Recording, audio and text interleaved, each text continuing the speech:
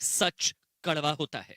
अगर आप में कड़वा सच सुनने की हिम्मत नहीं है तो कृपया ये कार्य फर्क नहीं पड़ता। जाटों को धमकी मिल रही है आपके अलायंस पार्टनर से, आपको फर्क नहीं पड़ता। चलिए, आपको फर्क नहीं पड़ता। आप गठबंधन की पट्टी और संगत का असर हो गया आप पर, आपको फर्क नहीं पड़ता। मुझे हैरानगी है कि ये आप बोल रहे हैं किसानों और जाटों की सबसे बड़ी पार्टी, और आप बोल रहे हैं कि हमको फर्क नहीं पड़ता, हम जाटों की पार्टी नहीं है। भैया, गठबंधन की मजबूरी है, जाटों से दूरी है। म्यूजिक। सुधांशु त्रिवेदी जी, हमें तो बताया गया था भाई जाट मुस्लिम एकता की बात, बहुत अच्छी खबरें आई थी। पश्चिमी उत्तर प्रदेश में अलायंस हुआ एसपी आरएलडी का, ग्राउंड पर तो धमका रहे हैं एसपी के उम्मीदवार और समर्थक जाटों को। देखिए, मैं चौधरी साहब जी कह रहे हैं कि मैं चुप रहा हूं, इस पर डिबेट ना करूं। नहीं, मैं आरएलडी के प्रवक्ता की एक बात पे सहमत हूं कि बहुत विचित्र सी बात है कि जब हिंदू समाज में बात आती है तो कहा जाता है इतने ब्राह्मण, इतने ठाकुर, इतने जाट, इतने गुजर, इतने दलित, इतने यादव, इतने कुर्मी, और फिर कहा जाता है इतने मुस्लिम। क्यों नहीं कहा जाता इतने गोदी, इतने गद्दी, इतने घोसी, इतने अंसारी, इतने शेख, इतने सैयद, इतने पठान, इतने देवबंदी, इतने बरेलवी, इतने अहले हदीस, इतने शिया, इतने सुन्नी? क्यों नहीं कहा जाता भाई? बिल्कुल सही कहा। हिंदू समाज के अंदर टुकड़े करने का प्रयास कि जातियों में बांट के रखो और वहां पे दिखा के रखो कि सब एक साथ है। तो रुको जरा, सब्र करो। प्रवक्ता जी ने कहा कि हम किसानों की पार्टी है। जनाब बताइए, इस किसान आंदोलन के लिए कहा गया कि सबसे बड़ा किसान आंदोलन था। चौधरी चरण सिंह जी, चौधरी देवीलाल जी का आंदोलन इससे छोटा था। कितने दुख की बात है, कहा गया इससे छोटा आंदोलन। सरदार पटेल और महात्मा गांधी का चंपारण सत्याग्रह छोटा था। भगत सिंह के बड़े भाई अजीत सिंह का आंदोलन छोटा था। आज आप समाजवादी पार्टी के साथ गठबंधन में हैं। मुलायम सिंह जी पहली बार मुख्यमंत्री कैसे बने थे? दिसंबर 1989, लखनऊ विधानसभा का तिलक हॉल। चौधरी अजीत सिंह सीनियर नेता थे, उस समय मुलायम सिंह जी से कहीं बड़े नेता थे। मुख्यमंत्री उन्हें बनना था, मगर वीपी सिंह जी के साथ कनाइवेंस करके, चूंकि उस समय जनता दल था, चौधरी अजीत सिंह को किनारे करके मुलायम सिंह जी मुख्यमंत्री बने थे। किसी भी पुराने व्यक्ति से पूछ लीजिए, लखनऊ के सारे पत्रकारों को याद है। शायद 4 या 5 दिसंबर की बात है 1989, हमें बचपन में याद है। तिलक हॉल विधानसभा, वो भी भूल गए। अरे भाई, आप तो उस महान गौरवशाली परंपरा से हैं। मोहम्मद गोरी को किसने मारा था? खोखरों ने मारा था। याद करिएगा, एक किसान आंदोलन औरंगजेब के जमाने में हुआ था। वीर गोकुल सिंह, जिनको गोकुल सिंह जाट भी कहा जाता है, उनके शरीर के टुकड़े हो गए पर अल्लाह अकबर नहीं बोला था। आज यहाँ एक टुकड़ा राजनीति का मिल जाए तो खड़े होकर अल्लाह अकबर, हर हर महादेव बोलने के लिए तैयार हो गए थे।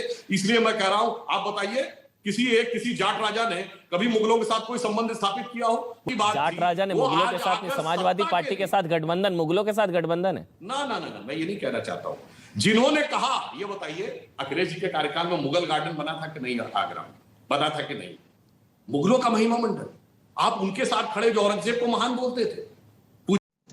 टपाटप टपाटप टपाटप पक्ष रखेंगे। फिर मैंने अतुल जी को क्यों बुलाया? मैं जाट का बेटा हूं, किसान का बेटा। तो आपको नहीं बुरा लग रहा है ये धमकी दे रहे हैं नाहिद हसन के समर्थक? आपको बुरा नहीं लगा? नाहिद हसन के खिलाफ एक शब्द तो बोलिए। जाटों की बात करिए भाई, जाटों की पार्टी, किसानों की पार्टी, एक शब्द बोलिए ना। वो कह रहे हैं हम भूस भर देंगे, जाटों में भूस भर देंगे। नाहिद हसन के समर्थक कह रहे हैं, आप बोलिए ना नाहिद हसन के खिलाफ। अमन जी, आप भूल गए, आप जी न्यूज में नहीं बैठे, न्यूज 18 पे बैठे। मैं सर कहीं पर भी बैठा हूंगा, जिसको प्रताड़ित किया जाएगा उसकी आवाज उठाऊंगा। आपकी तरह नहीं हूं मैं, आपकी तरह नहीं हूं कि उधर आ गया तो जाटों को छोड़ दिया। सर, सत्ता से समझौता है, ये बेड़ियां हैं, ये गठबंधन की पट्टी है जो आंखों पर बंदी है। आपको नजर नहीं आ रहा? आपको लग रहा है कि पता नहीं सत्ता चली जाएगी, गठबंधन खत्म हो जाएगा, इसलिए छोड़ो, जाट जाए तो जाए, गठबंधन ना जाने पर। जाटों ने सिर्फ मुस्लिमों से नहीं लड़ा है। बहुत से जाटों को भी नहीं पता होगा, जब उनसे कहा जाता है कि आपका इतिहास कितना पुराना है, तो आपको पता हो अमन जी, पाणिनि की अष्टाध्यायी जो संस्कृत व्याकरण का सबसे पुराना ग्रंथ है और जिसका मिनिमम समय 3री शताब्दी ईसा पूर्व माना जाता है, हमारे हिसाब से तो वो 1000 ईसा पूर्व का है। उसमें लिखा हुआ है एक उदाहरण में, अजयत जर्तो हूना। संस्कृत में जाटों को जट कहा जाता था, वहीं से जट शब्द बना, उसके बाद जाट शब्द बना।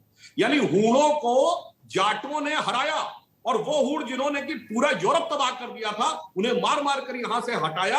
और समुद्रगुप्त की प्रयाग प्रशस्ति में लिखा, हूणर यस्य समागतस्य समरे दौरे भाम धरा कंपिता, धरती कांपने लगी। मगर म्यूजिक।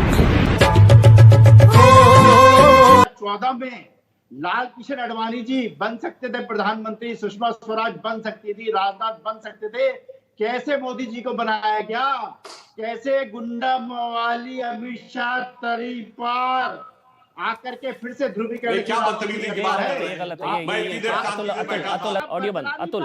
अतुल डिबेट में बैठे नेशनल टेलीविजन पर, भाषा का संयम रखिए, भाषा ठीक होनी चाहिए। आपका स्तर पता लगता है, फिर गुंडों की पार्टी कहा जाता है तो बुरा लगता है, लेकिन भाषा में गुंडा ही नजर आती है।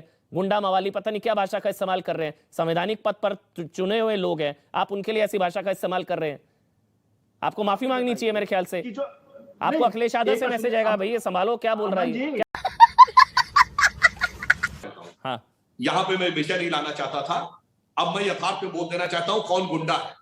मैं फिर बोल रहा हूं, अक्टूबर 1996 यूपी विधानसभा चुनाव से पहले दूरदर्शन के आर्काइव में जाके चेक कर लीजिएगा। एक दिन पहले सपा के प्रदेश अध्यक्ष रामशरण दास और मायावती जी के बीच में बहस हो रही, इसमें मायावती जी का कोटेड बयान है, उत्तर प्रदेश का सबसे बड़ा गुंडा मुलायम सिंह यादव है, अनकोट।